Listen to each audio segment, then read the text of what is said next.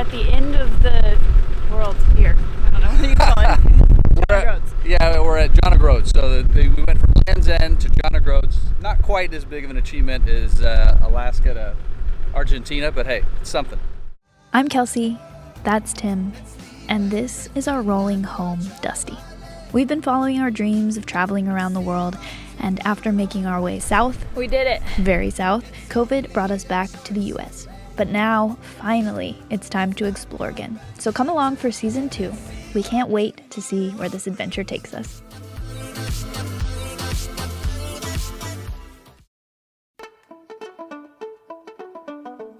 Welcome back. You join us today all the way up in Scotland, where we were getting excited looking at satellite views of the area ahead. It seemed there were lots of forest roads, which was perfect. Until we got there. So far we've been running into a lot of these signs, not wood ones like this actually. Most of them are like laminated plastic and seem almost like they're seasonal. Maybe when it's tourist season they put them up. But every forest road that we've looked at, ones that have a bunch of pins on Park for Night or Overlander actually have more temporary looking than this one, but signs like this or the wood kind saying no access unless it's local or you have like a purpose to be there, like forestry. So bit of a buzzkill just because most of the good campsites for our truck and the way we're currently traveling are kind of up in the forest. So yeah, it is what it is, but it's still really beautiful. It's just most of the forest roads appear to be closed. Despite running into lots of closed forest roads, we didn't let that get us down and managed to find ourselves some pretty great campsites. Like this one, which was right on the edge of a beautiful loch. It was even complete with the perfect sitting tree hanging out over the water, and we were even lucky enough to get a full day of sun.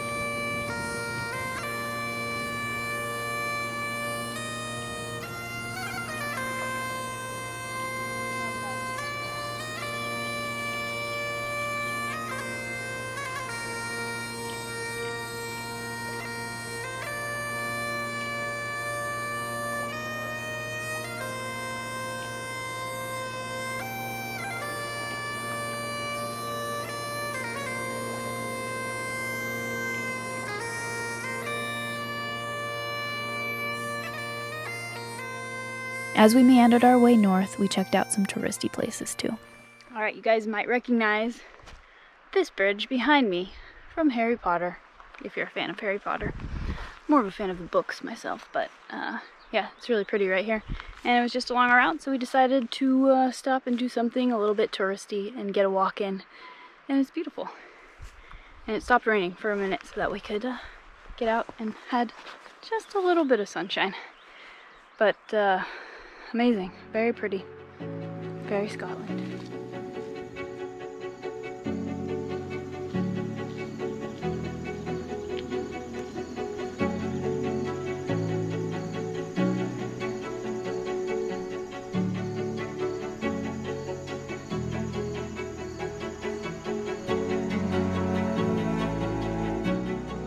I don't know that I can really put Scotland into words, but if I was to try, I think I would say it has a friendly, ancient magic to it.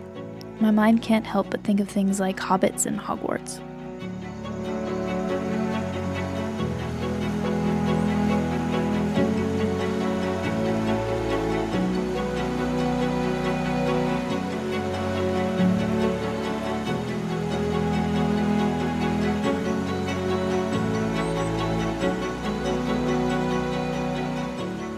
Eventually, we decided to head for the Isle of Skye, so we hopped on a quick ferry. It was gorgeous here, exactly what I would have pictured the Scottish Highlands to look like.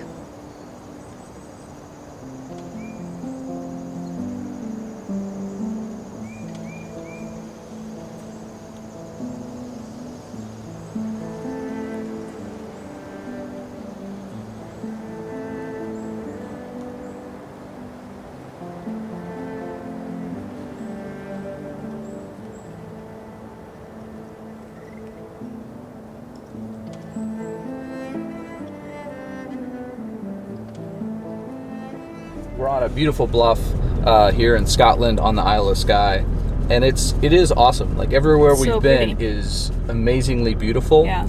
and it is packed. So I mean, every busy. parking lot, and then all the camping areas we've seen in Park for Night, some are literally someone's driveway. You're driving at it going, it said old remote road. Yeah, it's That'd be ridiculous. perfect for us. And then you realize that there's a little pullout and people have been camping there, and there's trash and there's toilet paper, and then another 20 feet and there's a gate that's open, like an electronic gate, and then there's a car parked in a house. The one we camped at last night would be a perfect campsite in the sense that it's a road that goes onto some farmland that has an old rusty padlock on it, but there's toilet paper everywhere. Yeah. By the time the sun set, there was 15 other RVs on the road, all packed in close to us.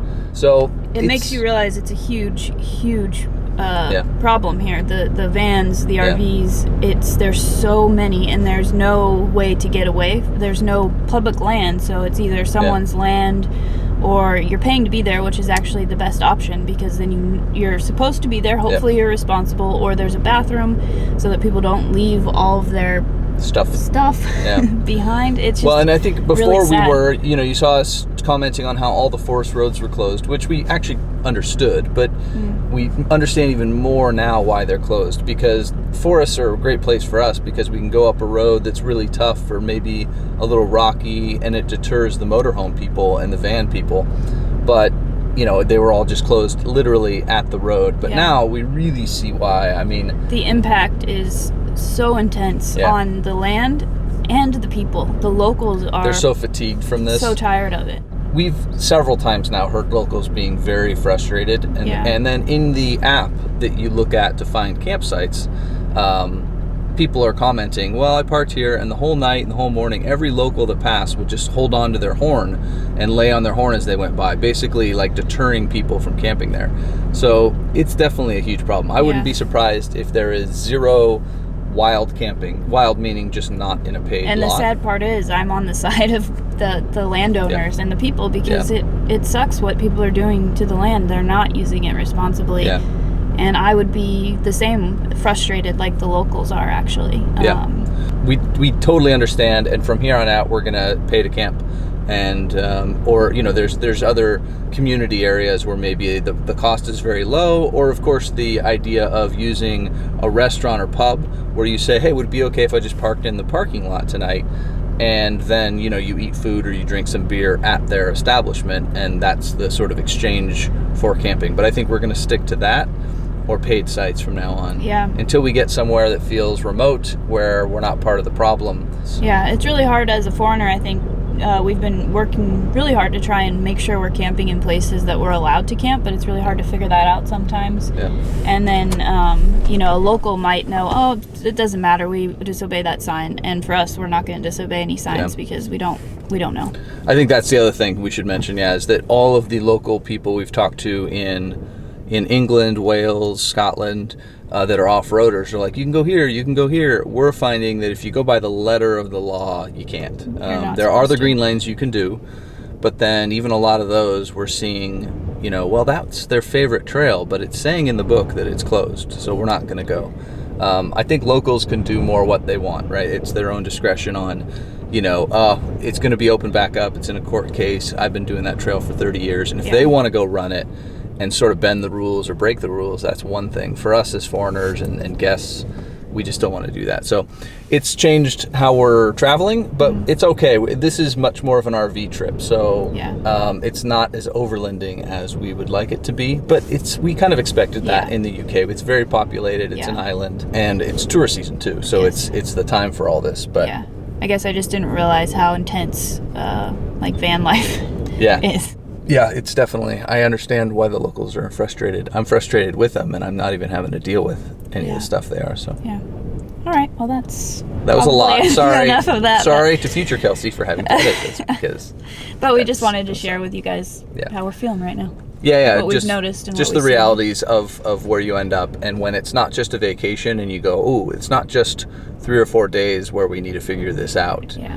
This is our life, and with the name of ourselves on the side of the truck, we're like, everything we do is representing Americans and us and tourists. And so we're trying to find a way to have a positive impact where you spend some money with some locals, you meet some, and they appreciate it, or they give you a place to camp that they're good with and there's no impact, versus being part of the problem. And right now, it's hard not to feel like a part of the problem, where people are just parked everywhere on the side of the road and in the grass even, and whatever. So, okay. Bye-bye. Bye-bye.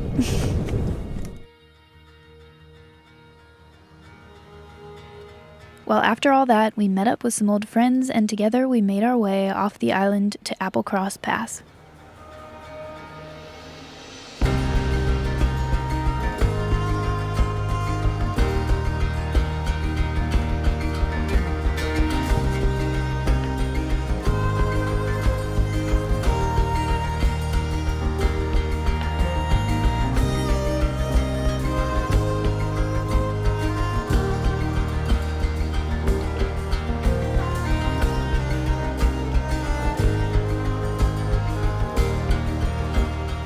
This historic mountain pass was built in 1822. It is a single lane with occasional pullouts, and it boasts 20% grades in places, making it the steepest road climb in the UK, starting from sea level and climbing up to 626 meters or 2,054 feet in around 5 miles.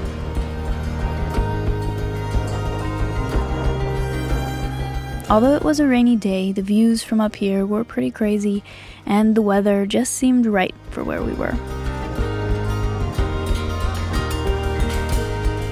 Well, we said goodbye to our friends and continued to roll north on, you guessed it, to more stunning roads.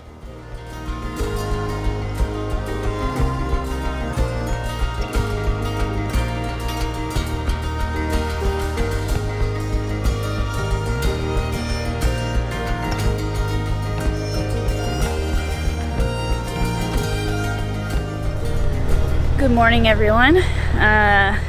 This is where we camped last night. We've been camping in places like this, so there's like nature behind us, and it is technically a parking lot, but it's better than like a real parking lot. So you have a little bit of room, you're still in nature, but you are allowed to camp here, which has been a hard thing to find, places where you're allowed to actually spend the night, and it's free.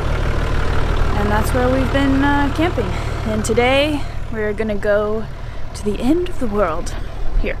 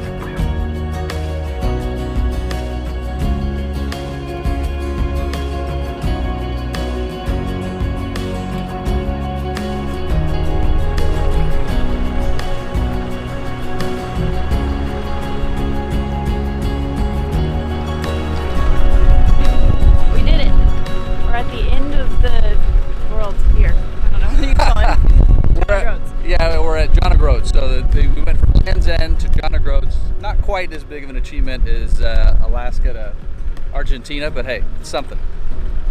Now there's a bus coming. Now there's a giant bus, so we better move our truck. All right.